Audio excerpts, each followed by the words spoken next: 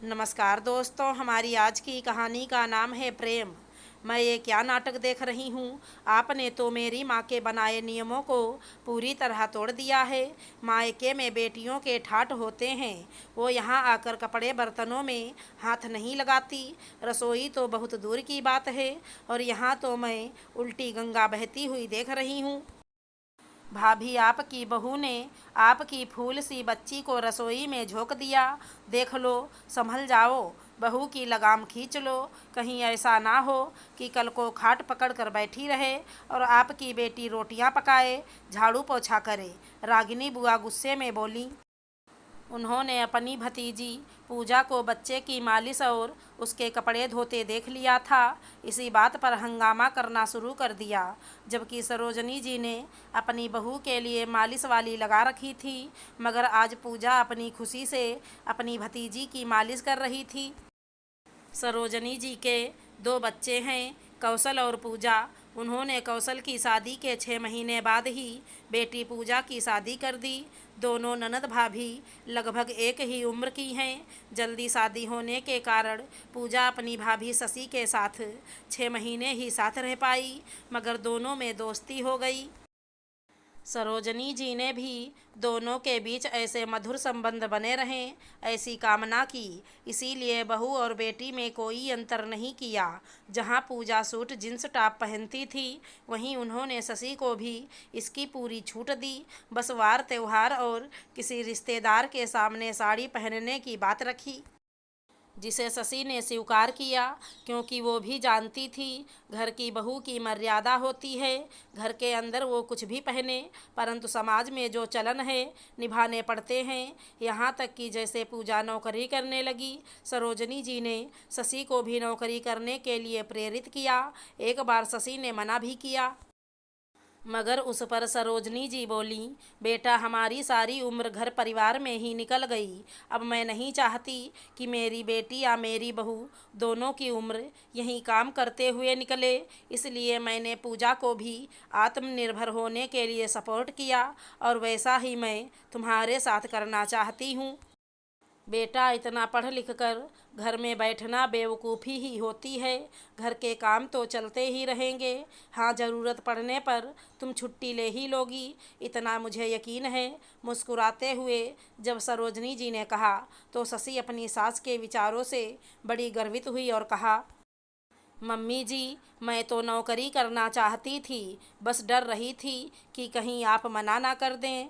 मगर आपकी बातें सुनकर मुझे ऐसा लग रहा है कि एक माँ के हाथ से निकलकर मैं दूसरी माँ के सानिध्य में आ गई हूँ। इसी तरह सास बहू और ननद में बहुत अच्छी साठगांठ हो गई।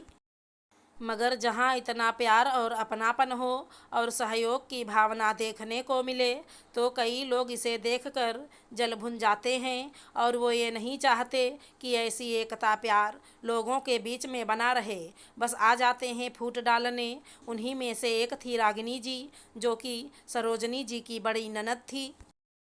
कुछ दिनों के लिए अपनी भाभी भाई साहब से मिलने और शशि के नवजात शिशु को देखने उनके घर आई हुई हैं, और वहां पूजा को शशि बहू की सेवा करते देख बहुत नाराज हैं, और अपनी भाभी सरोजनी को ये बता रही हैं कि ननद का पद बहुत ऊंचा होता है, और वो इस तरह से मायके में आकर किसी की सेवा नहीं करती। तभी पूजा काफ़ी लेकर बुआ और माँ के पास पड़े झूले में बैठ गई और बोली, माँ, मैंने अभी भाभी को लड्डू और दूध दे दिया है, और गुड़िया भी सो गई है। अच्छा सुनो माँ, आज भाभी का हलवा खाने का बहुत मन है। रात को भी उन्होंने ठीक से खाना नहीं खाया था। आप घी और मेवा निकाल दीजिए, मैं बना दूंगी। और दोपहर के खाने में हरी सब्जी तड़का लगाकर मूंग की दाल और गरम गरम रोटियां बना दूंगी। बिटिया, तुम इस घर की बेटी हो, चुपचाप अपनी काफ़ी पी। है रसोई जच्चा बच्चा का खान पान की चिंता तू मत कर, समझी। रागिनी बुआ आंख दिखाते हुए बोलीं, अरे बेटा, मैं करती हूँ ना। सरोजनी जी डरते हुए बेटी से बोलीं, मेरी प्यारी बुआ, आपकी राजकुमारी अपनी ससुराल में भी काम करती है ना। और माँ, आप ठंड के समय सुबह तो आपके हाथ पांव गठिया के कारण काम नहीं करते। रात का खाना आप बना देना, क्योंकि मैं मुन्नी को अपने पास रखूँगी, तब भाभी थोड़ा आराम कर लेंगी, क्योंकि वो रात भर तो उन्हें बहुत परेशान करती है। अपनी बेटी की बात सुन सरोजनी जी को अपनी बात समझाने का मौका मिल गया और वो बोली, अच्छा ही है, मेरी बेटी के अंदर इस तरह की भावना नहीं, और ना ही मैंने ऐसी भावना पैदा करने की कोशिश की कि बेटियां सेवा नहीं करती, मेवा खाती हैं बस।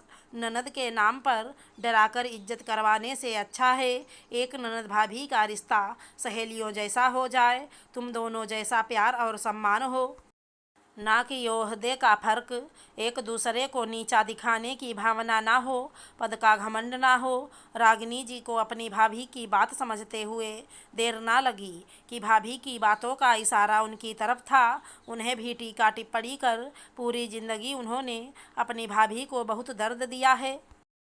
अरे छोड़ो तुम माँ बेटी, बहू के लिए मैं बनाऊंगी आटे गुड़ और सोठ की लापसी, बहुत फायदा करेगी।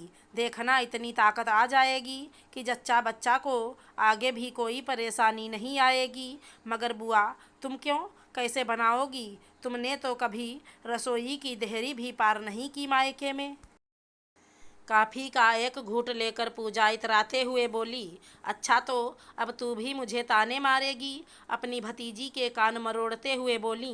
रागिनी बुआ अपना साल संभालते हुए रसोई में पहुंची। पीछे पीछे भाभी सरोजनी जी भी उनका हाथ बटाने लगीं।